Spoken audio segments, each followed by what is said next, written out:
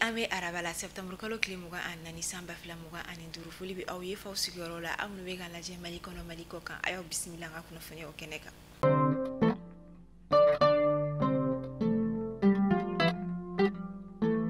Kunnafoni daminɛ la ka sanga ni IEC jamanaw kɔni bɔli ye Cour pénale internationale la ni o ye CPI ye kunnafoniya min carila tɛnɛdon septembre kalo tile 22 san 2025 Confédération des États du Sahel président ba fɛ général d'armée Assimi Goïta min yɛrɛ la a kɛra sababu ye maaw kɔni bɛ ka u yɛrɛ ɲininka kosɛbɛ ka da kan maa caman ma a faamuya de min kɛra IEC yɛrɛ kɔnɔna jamanaden olu fɛ ka da kan yirala k'a fɔ IEC a bɔla Cour pénale internationale de la nka a ma bɔ Cour internationale de justice la ka da kan juridiction ninnu tɛ kelen ye IEC jamanaw bɔla Cour pénale internationale la ka sabuya kɔni kɛ ni ɲɛnawolomali ani fɛn min ye kilenbaliya ni majɛ caman de kɔni min taara ka u sɛgɛrɛ o kama u ka yɛrɛya sɔrɔli kama u fana ye u yɛrɛ minɛ ka bɔ a la nka IEC ye a yira k'a fɔ ko juridiction ba tɔ fɛn fɛn bɛ yen nɔ u kɔni ma u yɛrɛ minɛ u la wa fɛn min ye bolodi ɲɔgɔnma bɛ to Mali jamana walima IEC jamana ni ka dɔn k'a fɔ juridiction tɔ ba ninnu bɛɛ lajɛlen jamanaw ni ɲɔgɔn cɛ.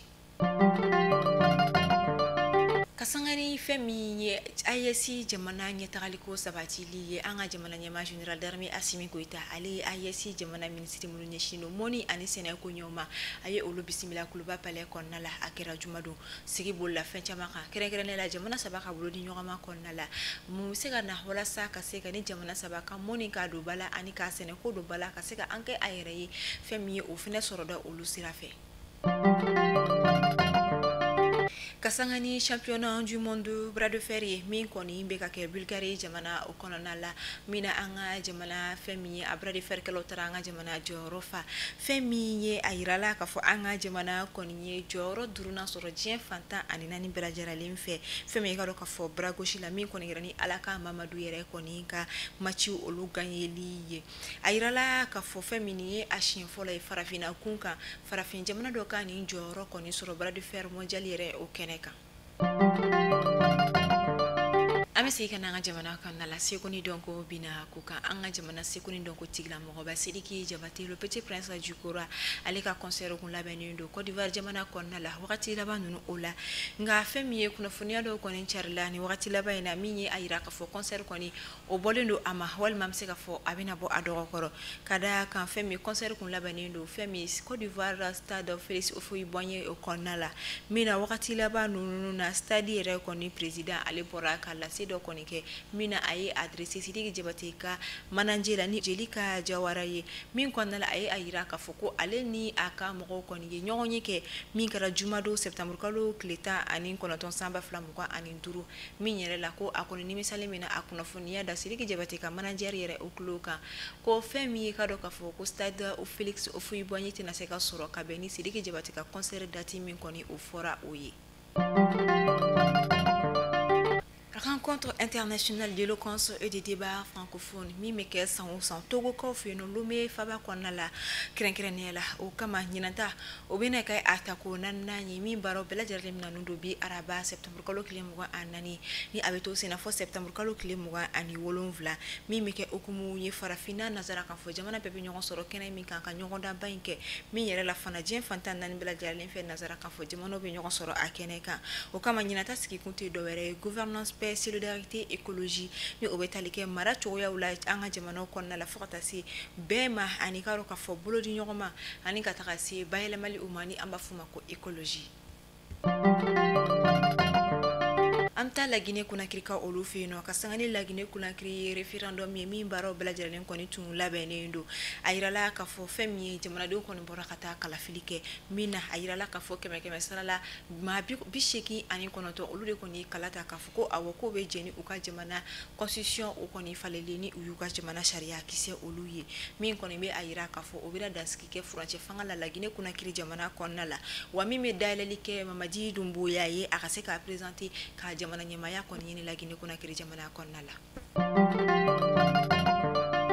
An bɛ taa Cameroun kaw fɛ yen nɔ ni wagati in na Cameroun jamana kɔnɔna la jamana ɲɛmaa sigi kalafili o wagati kɔni bɛ ka surunya ni o ye élection présidentielle ye min yɛrɛ kɔni na bɔ kɛra ka kangarimada kɔni kɛ fɛn min ye fanga ɲinina olu ye ni o ye maa minnu kɔni bɛ ka u kan bɔ jamana ɲɛmaaya yɛrɛ kɔni nɔfɛ min yɛrɛ kɔni kɛra u ka jamana ministre de l'administration territoriale yɛrɛ fɛ ni o ye Paul Antanga ji ay ayira ka fo ko maw ma de koni mana ke sababu ye ka se ka baskibaliya walima ka se ka furuku koni kolokolo ni wakati laban nunu konna ko nyangli na daika inimi kaka ko kan kibaru yo konna la alibi ameta New York ka olufeni no ka sanga Nations Unies ka la sigiba e mi kera wakati laban nunu na mi kene ka France jamana nyama Emmanuel Macron ale koni kuma la ka yira ka fo ko France jamana obe Palestine jamana yere koni ka ola kono ni abefuma ka arikoni o yero koni na Emmanuel Macron ale bolo fo shika bo Donald Trump bolo ka daka Donald Trump ale yere koni ma Palestine jamana yere o rikoni folo o wakati kelen konna la ka sanga ni France jamana nyama Emmanuel Macron koni ka mission diplomatique do New York jamana konna la Chufela fait police la ka ulu koni siratike ala mina wi sira fambe bloqué mi kera sababu Emmanuel Macron bola kana kuma police u fe ku ka sira di ama akateme police la ka koni ko ama fona kera aketo bray kadaka ku be wakati mina sira bela tiralen tigalo lendo kadaka jamana nyema Donald Trump ko obena teme mi era kona telefoni mbo ka America jamana nyema Donald Trump wile ko sira koni tigali no ko kadaka ko akanga teme di mi nyere kona kuma do fali uni nyonche segoni minute dama o ko fe mi sira kondila Emmanuel Macron manga aya ka sira to konike asina min jaw chalera bolo sira ulu sanfe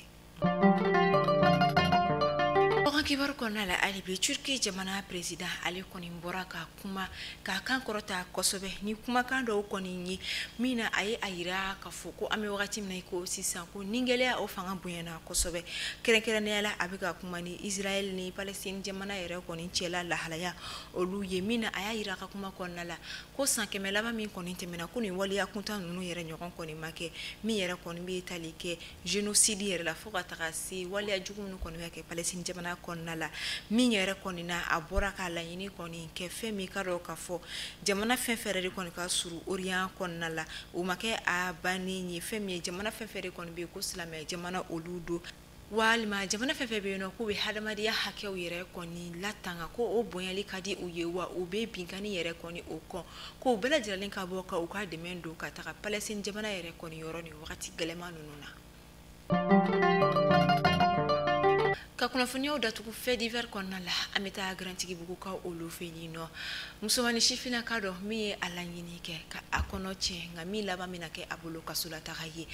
bariya nunu kera ka sangani femi kunungo tarata septembre kalo kile muga ani sabashui ka dugu jebi arabala femi musula kado ale koni alanyini ke ka akono koni che mi nyere koni make docteur so okonna la mina akumeka walia ke ayeredi nga amase ka dala kuru sutura bora akola mi la fanga tigila mogo bora akalama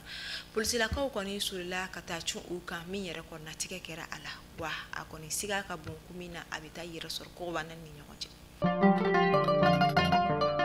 mali kuna funi professeur la je bako ni daskike au ka bi kuna funi wala amo fo kala meli kunyumana au ka meshini ni ala mabashkini awla